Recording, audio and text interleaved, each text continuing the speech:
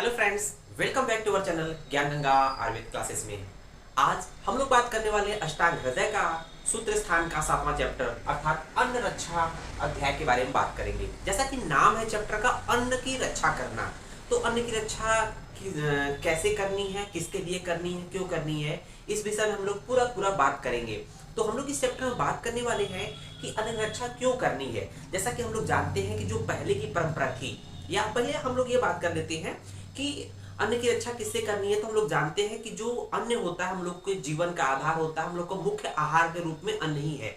तो अगर व्यक्ति खाना नहीं खाएगा तो मर जाएगा, और अगर व्यक्ति को शुद्ध आहार मिले तो व्यक्ति स्वस्थ रहेगा, दीर्घायु रहेगा।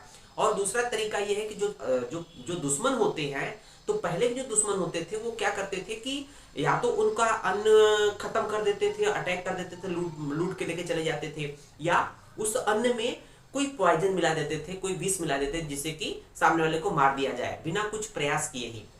तो यहाँ पर जो बात की जाएगी, वहां पर जो बात हो रही है, कहीं ना कहीं जो राजा पहले होते थे, राजा होते थे तो उसकी प्रजा होती थी। तो अगर आपको किसी देश को लूटना है, किसी अगर पड़ोसी राजा को, दूसरे बगल के राजा के राजमहल को या पूरे साम्राज्य को लूटना होता था, तो क्या करते थे, राजा पर अटैक करते थे, उसको किसी भी तरह से एन के प्रकार राजा को मारना होता था। तो राजा को मारने के लिए कहीं ना कहीं उसके ही मतलब कि महल में कोई विष करने आया समथिंग, कोई ऐसा व्यक्ति होता था जो खाने पीने चीज में, राजा के खाने पीने की चीज या राजा के मंत्री को खाने पीने चीजों में विष मिला देते थे, पॉइजन मिला देते थे, तो जिससे कि उसका मतलब कि उसको मर जाते थे और वो अटैक कर लेते थे और उनका राजपाट हो जाता था। तो उसी से बचाने के लिए यहाँ पर ये बात की गई है कि अन्न रक्षा अध्याय के बारे में बात करेंगे। तो कुछ इसी तरह से देखेंगे, राज निकटे वैद्य स्थिति। इसमें पहला हेडिंग पढ़ेंगे, राज निकटे वैद्य स्थिति, कि जो डॉक्टर या वैद्य, अगर आज के परिप्रेक्ष्य में बात करें तो जैसे हम लोग उस जगह निवास करते हैं,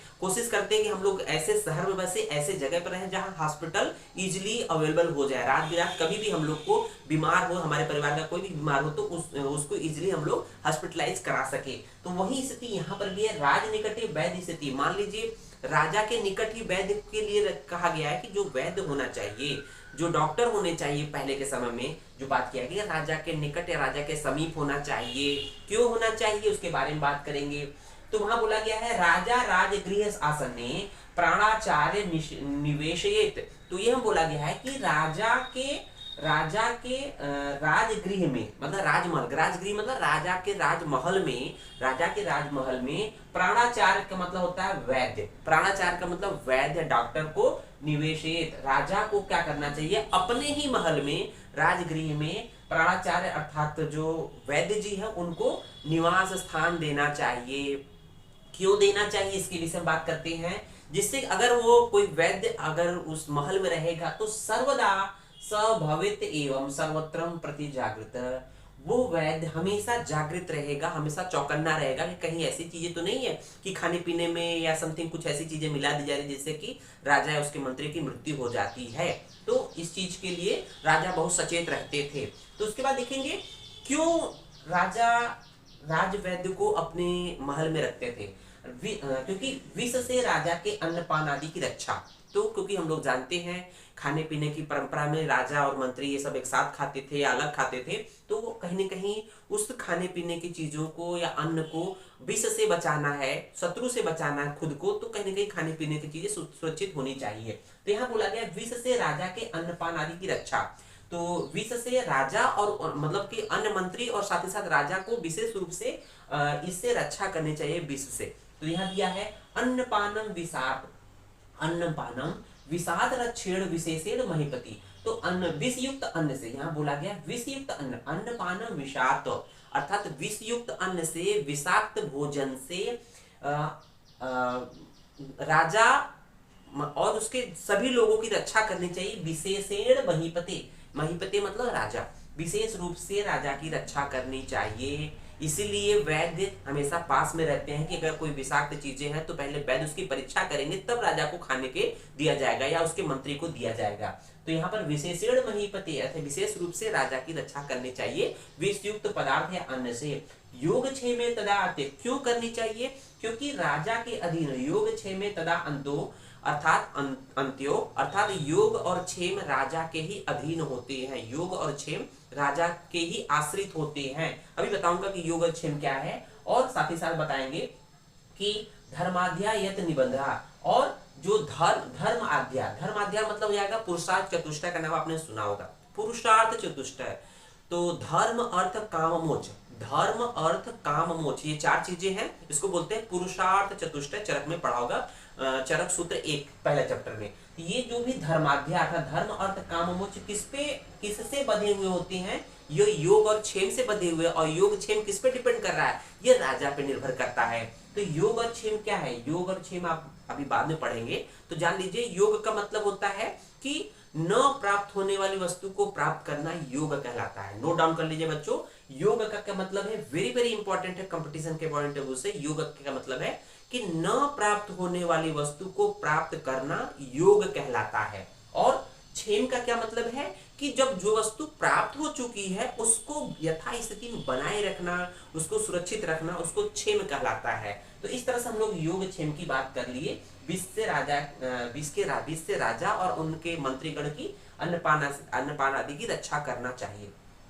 उसके बाद देखेंगे हम लोग, तो इसमें दूसरा पॉइंट हम लोग पढ़ेंगे, आपके सिलेबस के पॉइंट ऑफ व्यू से हम लोग दूसरा पॉइंट देखते हैं कि सविस अन्न के लक्षण।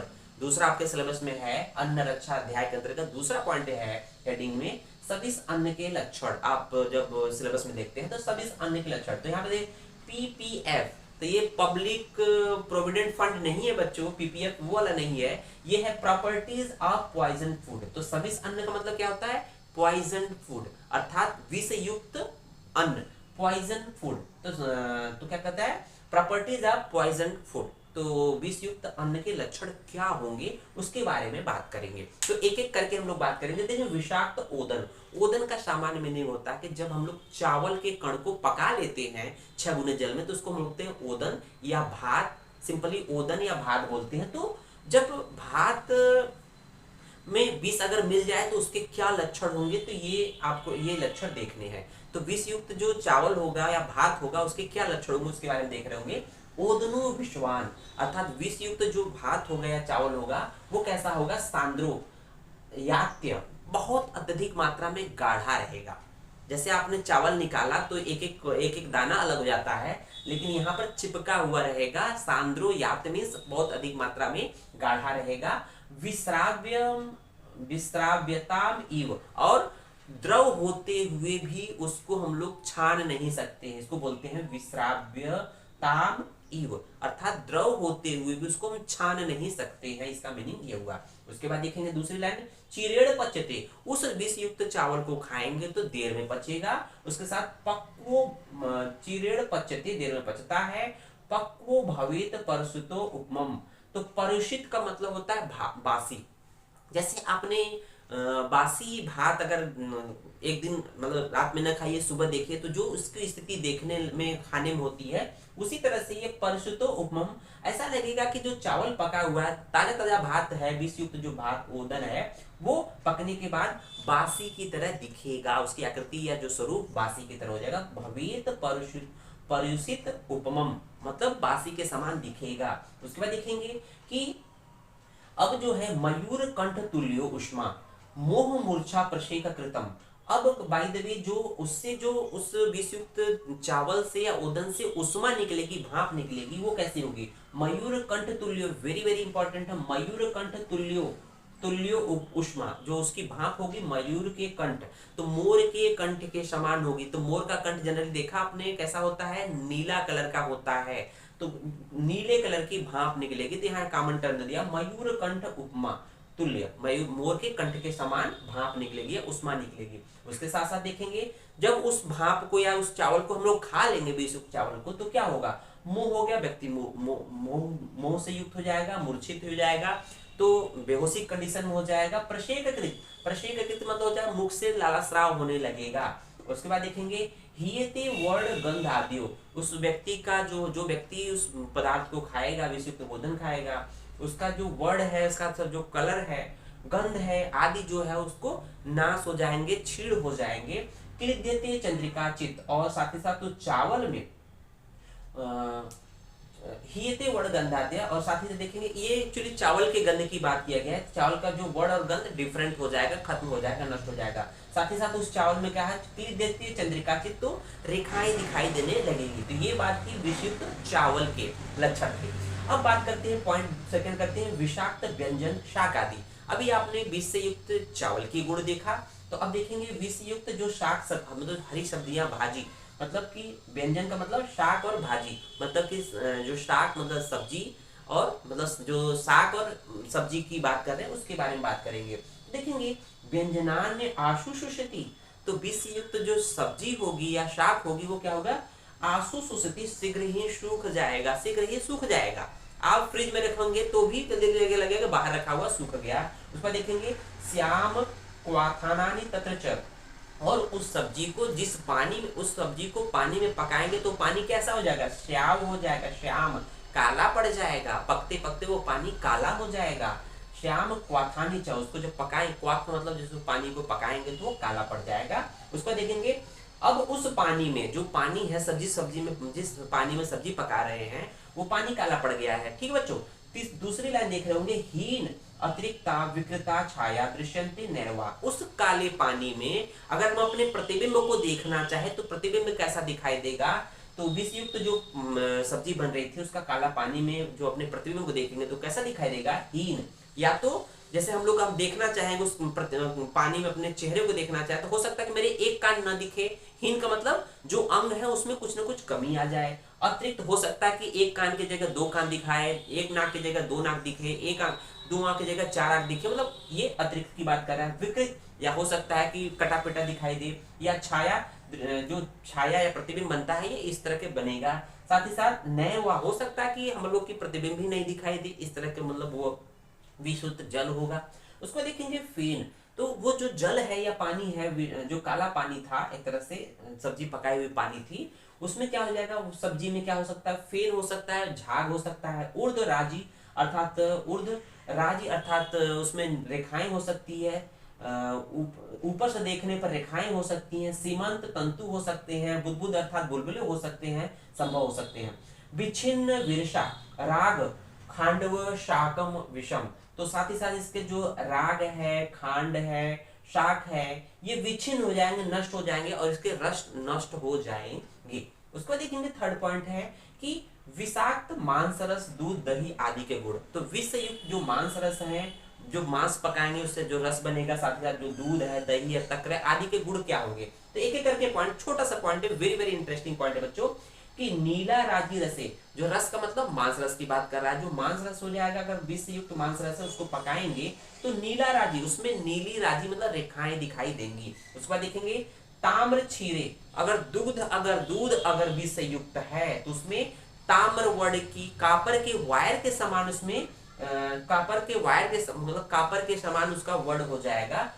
दधनी दृश्यते श्यावा, जो दही है वो नीली दिखाई देगी, दधनी दृश्यते श्यावा, दही जो है वो नीली नहीं, श्यावा अर्थात काली दिखाई देगी। और साथ ही पीता सीता तक्रे, तो जो तक्र अर्थात जो मट्ठा होगा विष युक्त वो पीले और असित अर्थात काले वर्ण की दिखाई देगी। और जो घृत होगा, घृते पानीय सन्निभा, जो घृत होगा, घी होगा, पानी के समान दिखाई देगी। आइए नेक्स्ट बात करते हैं हम लोग विषदाता के लक्षण। तो अभी तक हम लोगों ने देखा कि जो विष से युक्त विभिन्न व्यंजन थे, चाहे मांस रस थे, चाहे व्यंजन थे, शाक सब्जी थे, चाहे चावल थे, उसके क्या लक्षण हम लोगों ने जान लिया। अब देखते हैं जो विष देने वाला व्यक्ति होता है उसके क्या लक्षण होते हैं। जैसा कि जानते हैं जो इस तरह के हीन हरकत करेगा, जो गंदा काम करेगा, तो उसका मन सशंकित रहेगा, आप उसको इस तरह से पहचानेंगे।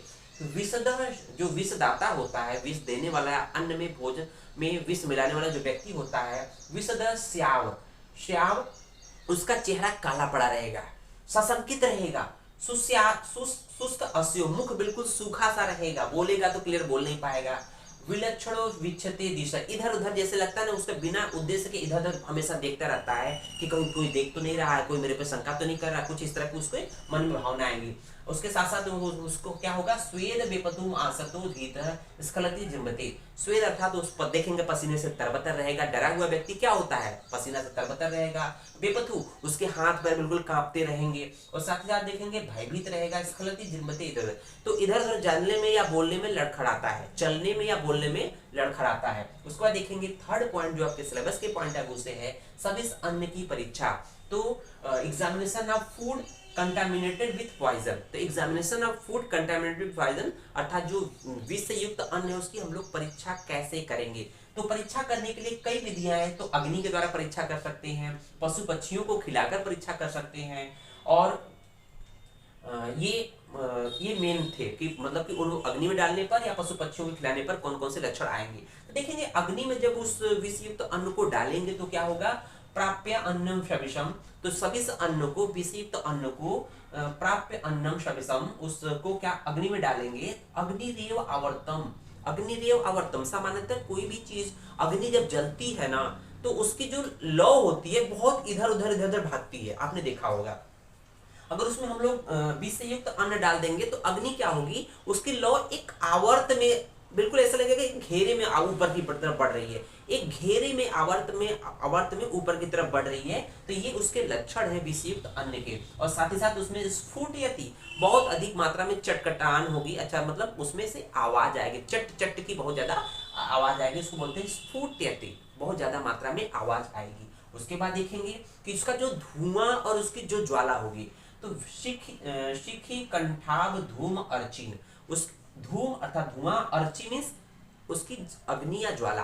तो उस अग्नि की जो ज्वाला होगी और धुआं कैसी होगी, सिखी कंठाभ, विषयुक्त अन्न डालने पर सिखी मीन्स होता है मोर, सिखी मतलब मयूर या मोर की कंठ की आभा, अर्थात उसकी ज्वाला जो कैसे होगी, मोर के कंठ की आभा अर्थात नीले वर्ण की ज्वाला होगी। या न अर्ची, या हो सकता है कि अन्न डालने पर, विषयुक्त अन्न डालने पर वो आग ज्वाला ही बुझ जाए, तो न अर्ची। या साथ ही साथ उग्र गंधवान, हो सकता है कि साथ ही साथ उसमें से बहुत ही तीक्ष्ण गंध निकलती हो। उस पर देखेंगे पशु पक्षियों के द्वारा परीक्षा। तो यहाँ पर विभिन्न प्रकार के पक्षियों पर परीक्षण किया जाता था विषयुक्त अन्न की। तो भोजन खिलाने से पहले इनको दे दिया जाता था कि ये ठीक है कि नहीं है। तो यहाँ देखेंगे म्रियते मच्छिका, जो मक्खी होती है उसको खाने के बाद मर जाती है। म्रियते मच्छिका प्राश्य काक छाम स्वरो भवेत, और जो कौवा होता है काक छाम स्वर हो जाता है। कौवे की बोली वैसे भी बहुत कर्कश होती है, लेकिन उसके बाद जैसे लगता है गला बैठने के बाद फिर छाम स्वर बोलते हैं, उससे आवाज ही नहीं निकलेगा क्लियर कट, उसको बोलते हैं छाम स्वर। उत्क्रोशंती च, उत्क्रोशंती, उत्क्रोशंती मतलब बहुत तेज बोलेंगे। कौन कौन, दृष्ट वैत छुक दात्य दातिहु शारिका। तो यहाँ पर बोला गया है कि तो तोता, देखेंगे तोता है, मैना है, दातिहु का और सारिका, ये कोयल बोलते हैं, सारिका को बोलते हैं मैना। ये मैना है, दातियुक है, तोता है, इत्यादि क्या होंगे, ये होंगे बहुत तेज बोलने लगते हैं। तो तोता, मैना, ये जो है बहुत तेज आवाज, उत्क्रोश मतलब बहुत तेज आवाज निकालेंगे जब इसको हम लोग दूषित अन्न को खा लेते हैं। इस बार देखेंगे हम लोग हंस प्रस्खलति, अर्थात हंस जो होता है वो खाने के बाद गिर जाता है। उसको देखेंगे हम लोग कि ग्लानि में कौन सा जीव ग्लानि हो जाता को प्राप्त होता है, जीव जीवस्य, एक जंतु होता है, एक पक्षी होता है जीव जीवस्य, वो उसको ग्लानि हो जाती है। चकोर अच्छी वैराग्य, चकोर की अच्छी वैराग्य हो जाती है। क्रौंच से श्यान मधुमय, जो क्रौंच पक्षी होता है वो मदमस्त हो जाता है, उन्मत्त हो जाता है। उसका देखेंगे कपोत पर वृद्ध, चक्रवाका, ये चक्रवाक, कपोत इत्यादि जो जानवर होते हैं जहंत शून्य, शीघ्र ही मृत्यु को प्राप्त हो जाते हैं। उसको देखें उद्वेगम याति मार्जर, जो बिल्ली होती है वो इधर उधर उद्वेग हो जाती है, अर्थात इधर उधर बहुत तेज भागने लगती है। उसके बाद जो वानर है शक्रिन मुंचती, अर्थात जो वानर या बंदर होते हैं वो मल शक्रिन मुंचती अर्थात मल का त्याग कर देते हैं ये सविष अन्न को खाने से। उसके बाद बात करेंगे हम लोग फोर्थ पॉइंट, अर्थात सविष अन्न के लक्षण क्या होंगे। सविष अन्न अर्थात विष युक्त अन्न है, अगर मान लीजिए हम लोग खा लिया या टच कर लिया, वो खाना मुख में खाया, पेट में गया, तो जहां जहां जाएगा उसके लक्षण क्या होंगे और उस स्थान के हिसाब से चिकित्सा क्या बताई है आचार्यों ने। देखेंगे सभी अन्न का लक्षण और उसकी चिकित्सा क्या होगी, औसत क्या होगी। तो sign of food poisoning and its treatment. तो फूड पॉइजनिंग का मतलब सिंपल ये है कि जब हम विषयुक्त आहार का चाहे स्पर्श कर ले या मुख में खा ले तो उसके क्या लक्षण आएंगे, छूने से खाने से उसकी क्या चिकित्सा होगी। तो पहला पॉइंट है विषाक्त अन्न स्पर्श लक्षण। विषाक्त अन्न के सिर्फ स्पर्श से, टच मात्र से कौन कौन से लक्षण आएंगे और कौन कौन से चिकित्सा करनी पड़ेगी। देखेंगे स्पृष्टे मीन्स उसको छूने से, विषयुक्त अन्न को छूने से क्या होगा, तो कंडू इचिंग होने लगेगी, दाह जलन होगी, दाहोशा ज्वर बुखार आ जाएगा, अर्थी अर्थात बीमार हो जाएगा, स्फोट अर्थात फफोले पड़ जाएंगे, सुप्ति अर्थात सुप्तता आ जाएगी। साथ ही साथ नख रोम च्युति अर्थात नख और बालों का गिर जाता है, च्युति मतलब गिर जाता है, शोफ अर्थात स्वेलिंग हो जाती है।